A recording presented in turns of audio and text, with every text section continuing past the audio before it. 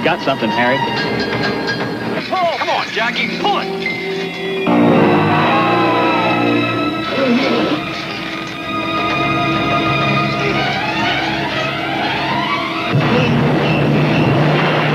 They're coming.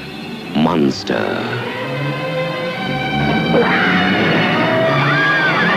A tidal wave of rampaging creatures surges from the dark and violent sea to conquer the earth. How tall were they? 6.5, maybe 7 feet tall. Something sank the buckle, killed our dogs. Now it's attacking humans. Maybe intelligent enough to perceive man as a competitor. Soon the world will awake to a terrifying riptide of monsters. We think we know where these things come from, but we have no idea how many there are. The earth plunges into a battle for the survival of the fittest, where man is the endangered species and woman the ultimate prize.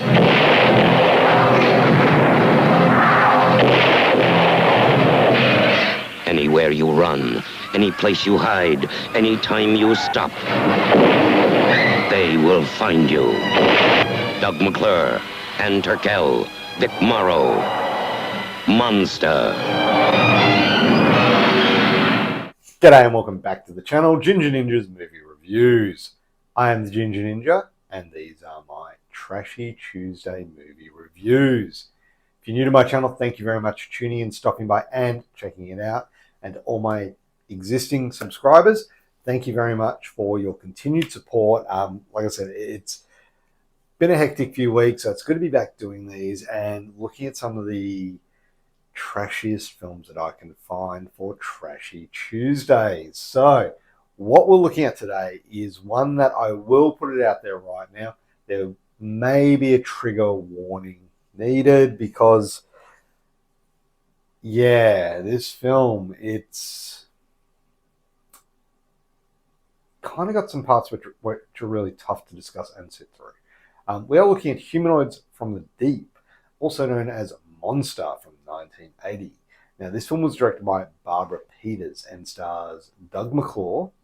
And I know, I always, every time I say that, I keep going to say, hi, I'm Troy McClure. You may remember me from such films as, but it's Doug McClure, Ann Turkel, Vic Morrow, and surprisingly, David Strasman. You may recognize that name if you watch any of his ventriloquism, stand-up comedy stuff. Yeah, I was a bit surprised seeing him here. Anyway, I digress yet again.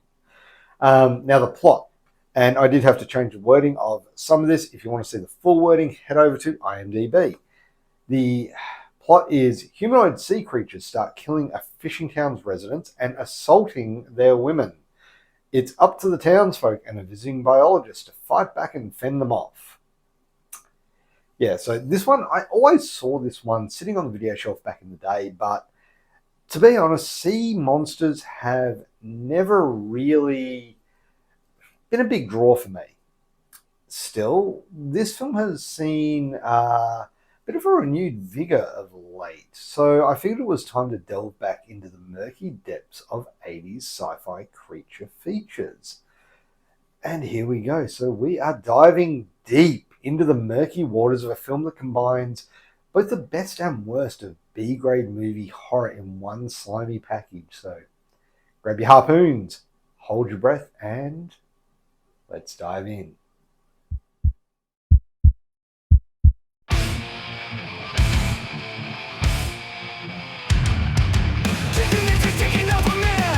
Trashy Tuesday's never gonna plan. 80s horror in a bunch of tan. VHS takes down midnight fan. Sci-fi 9 years leads them through the night. Alien wars in a neon fight. Android streaming, caught in freaking light. Trashy Tuesdays, it's a pure delight. So jumping straight into the cast, and look, the cast do a really good job, but the characters lack depth and are defined by cliches. The noble fisherman, the skeptical townsfolk, the greedy corporate figure, I guess you could say, Our hero, Jim Hill, played by Doug McClure, is your kind of stereotypical macho fisherman. You know, he's very stoic and very noble. You know, he's got a young family and he'll do anything to help them, which is all fine, well and good, but it's all surface level. You know, the rest of the cast exists mostly to scream and get attacked.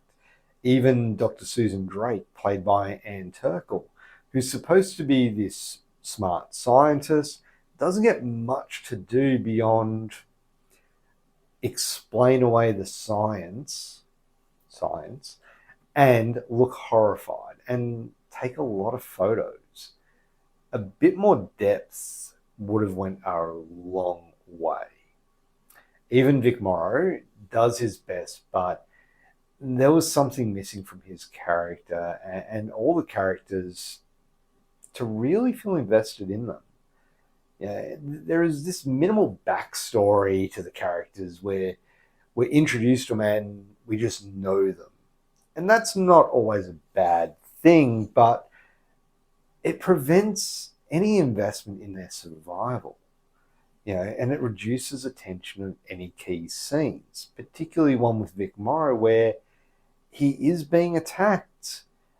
Up until this point, he has been a complete bastard.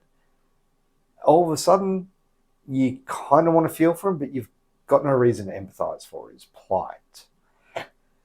Yeah, and I mentioned David Strasman. I honestly was a bit surprised to see him in here. I never knew he was in this film, but there he is. Yeah. So diving into the directing and writing, and I will put this out there now, trigger warning, because there will be things discussed in this part which could be triggering to some people. So director Barbara Peters' original vision reportedly emphasized suspense over exploitation, but post-production reshoots by Roger Corman and his crew injected more graphic content, creating a very disjointed final product. What we're left with is something that is very much exploitation over substance, the reverse of what was intended. And with this film's reliance on those exploitative elements, particularly the sexual violence, it feels excessive and detracts from the underlying sci-fi horror premise. Scenes of the assaults by the creatures are not only uncomfortable, but seem purely included for shock value and overshadow the potential for a more nuanced horror. Now, this is not always a bad thing if that is what the film's intended to do, and if you know what you're going in for a movie. There are certain horror movies that do that well. You know, you've got things like I Spit on Your Grave. Recently there was one, Revenge. That was a really good one, but there are very confronting, very triggering scenes. You know, the movie awkwardly shifts between schlocky monster horror and attempts at serious ecological commentary, which is undermined by both aspects, clashing with, all of a sudden, here's an assault scene which just feels really uncomfortable. Yeah, and there's also massive plot holes which are probably not helped by those reshoots. You know, even the science behind the mutants is shaky at best. I mean, it is a monster movie, so, you know, we don't expect, you know, Neil deGrasse Tyson to be saying this is 100% accurate in any way, shape, or form. But genetic experiments gone awry? Yeah, sure, fine. I can get down with that. But the rapid evolution combined with the creature's oddly specific breeding agenda, it stretches even B-movie logic. But then again, no one's watching this for a biology lesson, are they?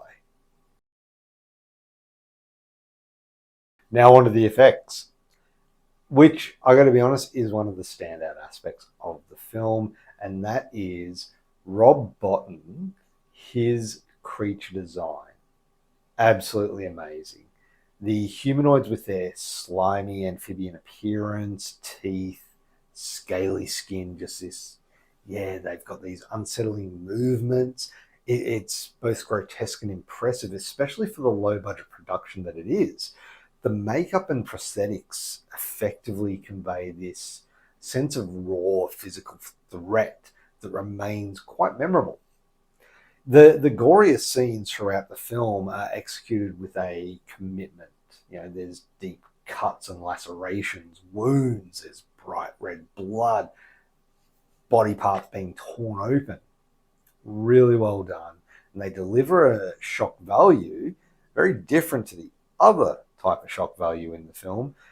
And I think that it's one that fans of exploitation cinema would appreciate.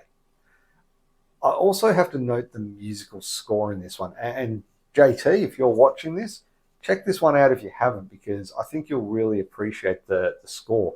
Composed by James Horner, it just adds a layer of seriousness to the otherwise schlocky material.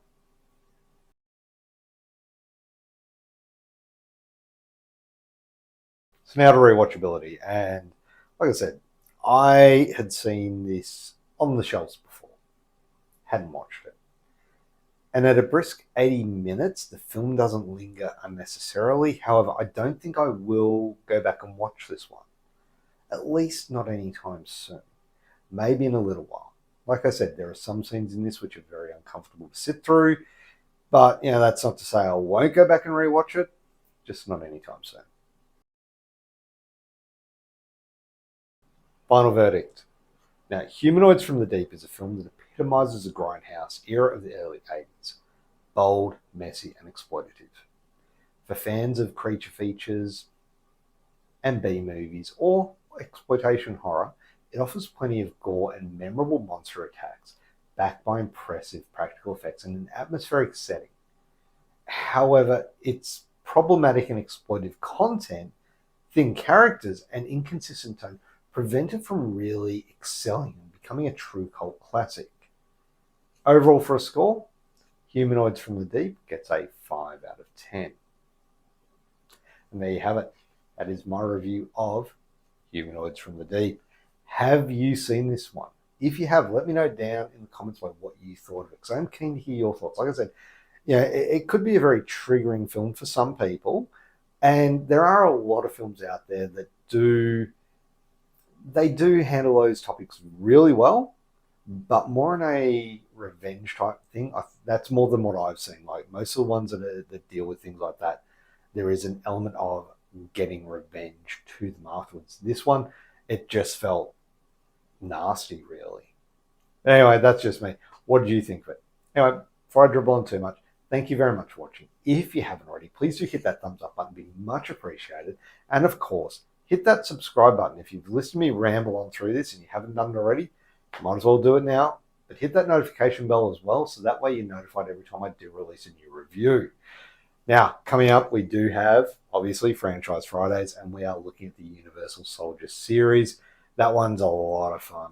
If you watched last week's one, you'll know I'm a fan of Universal Soldier. We're going to be doing the next 3, so, how will they pan out?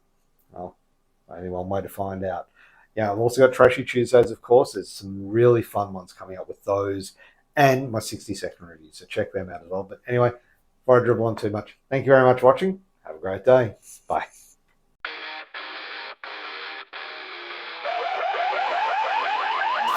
Bushy, teach a ninja on the ground, smacking on pretenders with a